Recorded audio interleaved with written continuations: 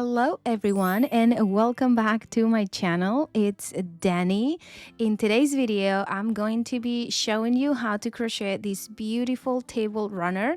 It is a very easy project. It looks way more complicated than it actually is.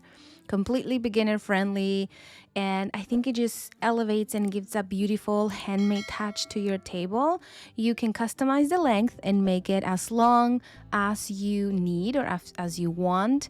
I have a pretty long table, so my table runner is very long.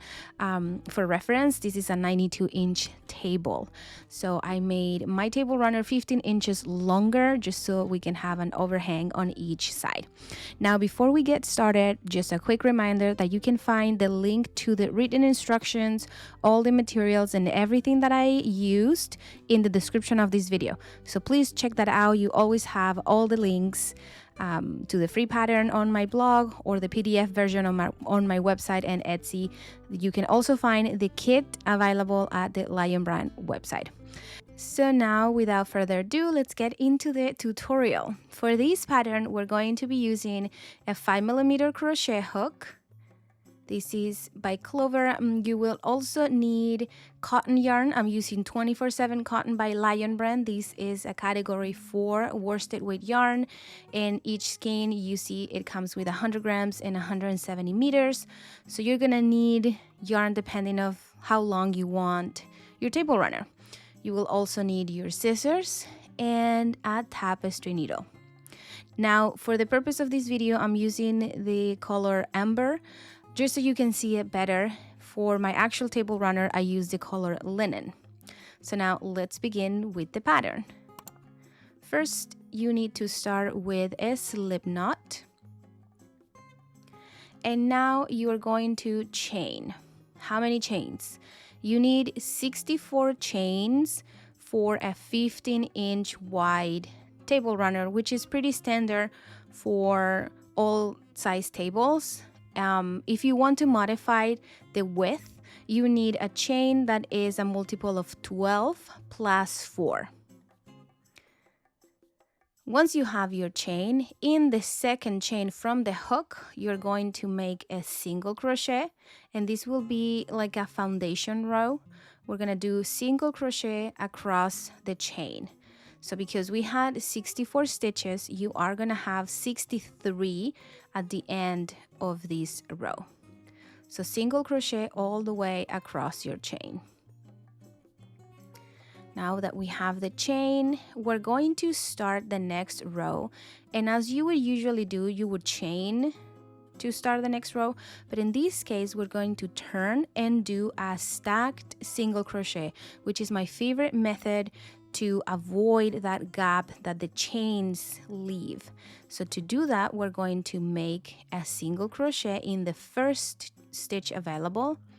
Now you see this little leg of the stitch. You're going to insert your hook right there and make another single crochet. So yarn over, pull up a loop, yarn over, pull through 2, and now you have 2 single crochets, one on top of the other. This is going to count as your first double crochet, and as you can see is like a much wider stitch than the chain, so this will leave no gaps and very straight edges, which is what we want.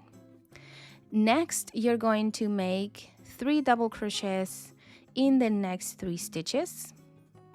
So we have one there, 2 double crochets, and one more for a total of 4. Remember that the stacked single crochets that we did count as 1 double crochet. So technically in here we have 4 stitches, 4 double crochets.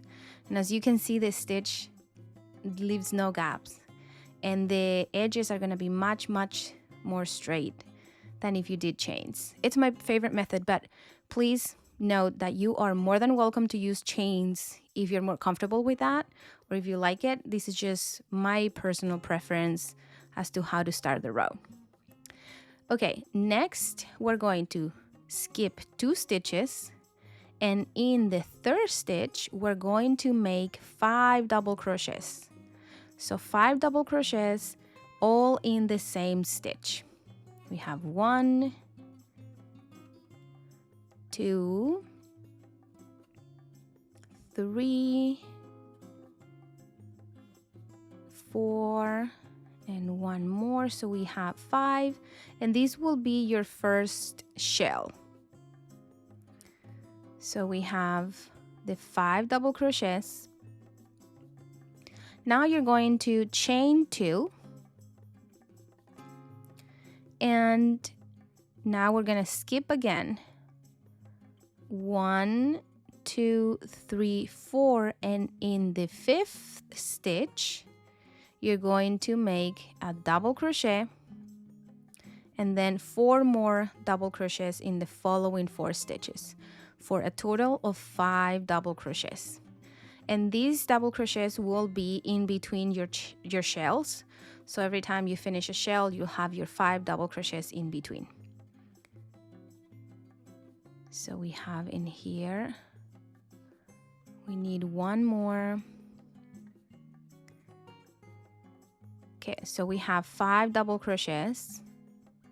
We have the 4 at the beginning, shell, stitch, chains, and then 5 double crochets. Now we're going to repeat the shell again.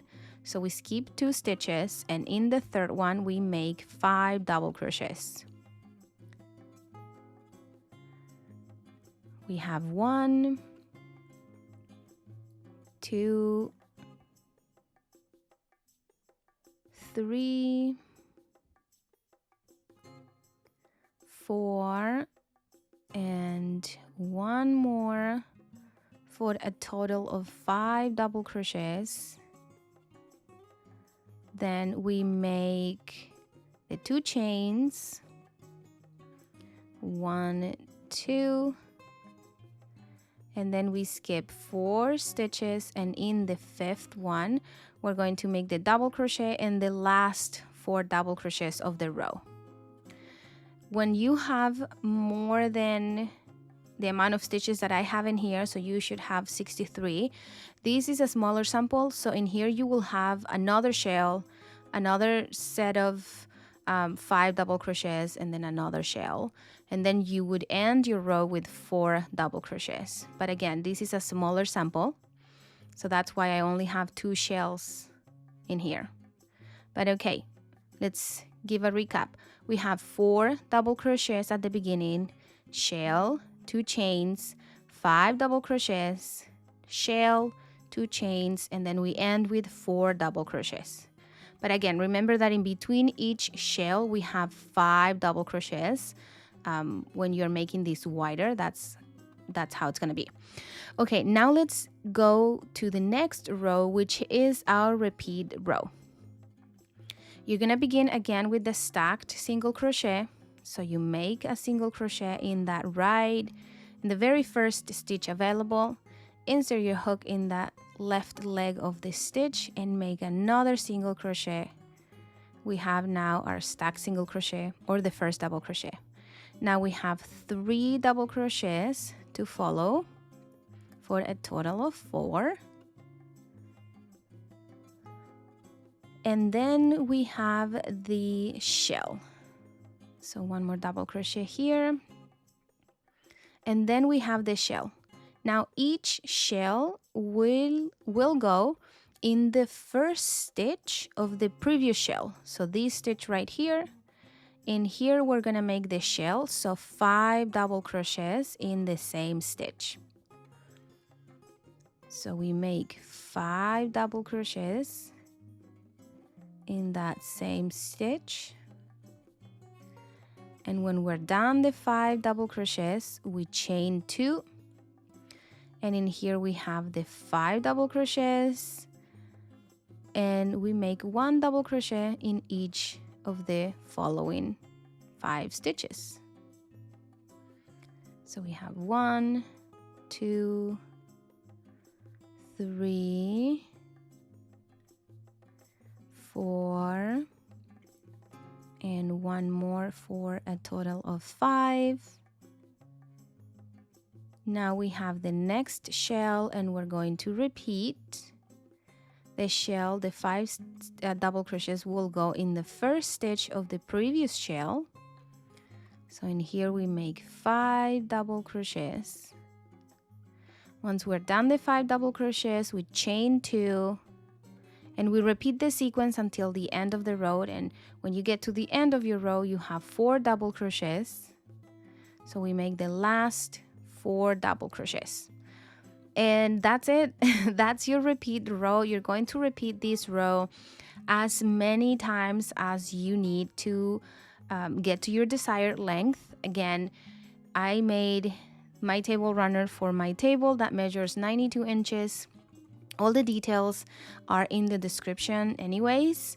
Again, remember, this is a small sample. You will have more shells in your actual table runner. I'm going to make one more row a little bit faster just to show you how I'm going to end the table runner. So again, we begin with the stacked single crochet. We have 4 double crochets in total in here, so I'm making 3 more. Next, we have the shell that goes in the first stitch of the previous shell, so we make 5 double crochets in there. Then we have the 2 chains, and then the 5 double crochets in between each shell. And then we repeat the process. We have another shell, so 5 double crochets in that first stitch. Once we're done with that, 2 chains, and we repeat the sequence across the row. And when you get to the end, you will have your 4 double crochets. Now, this is how it's looking like, and you could end like this and nobody would notice. Of course, you're gonna make it longer. This is just a small sample. But I want to finish the same way we started the row, which is with 1 row of single crochet. Again, this is optional. If you leave it like this, nobody will notice. I just think it looks really nice if we just do 1 row of single crochet to finish it up.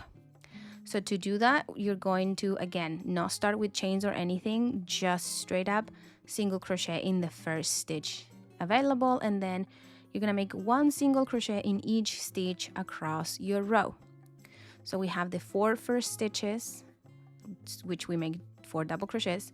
In the chain 2, you're going to make 2 single crochets because each chain will count as a stitch. Next, we have the shell, and here we have 5 double crochets, so we're gonna make 5 single crochets, 1 in each stitch available. Next, we have the 5 stitches in between each shell. That will also have a single crochet in each stitch. And once you get to the end of these 5, you repeat and repeat over and over until the end of the row. And then that's how we finish. We're going to make a little knot here, cut your yarn, and then weave in your ends. I'm using just a tapestry needle, and because this is not something that we're going to be using, pulling, or wearing, you don't need to worry about your ends being like extremely secure. It's not gonna come undone.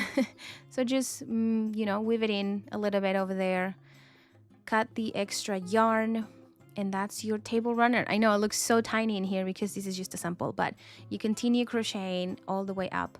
And just can we please appreciate the straight edges that the stacked single crochets give. I love this method. I think everybody should use it. It leaves no gaps and just beautiful straight edges, which is such a nice and polished touch to your table runner. This is how mine looked like. It's just such a beautiful touch. I really enjoy making this project. It's such a beautiful stitch too. You can use it for so many other different projects, maybe a cardigan, maybe a shawl, I don't know. It's just 1 row repeat, and it looks so much more complicated than what it is. I think that's my favorite part about the pattern itself. So yeah, I hope you guys enjoyed this video. If you have any question, please leave them down below, and remember to check the description box. You have all the links and all the information regarding this pattern. The free pattern, you can always find it on my blog, and then the PDFs can be found on my website, on Etsy, Ravelry, and the kit available at lionbrand.com. The link is also going to be in the description below. So you have all the information there. I hope you enjoy this pattern. If you have any question, let me know. Enjoy the summer and see you in the next video. Bye.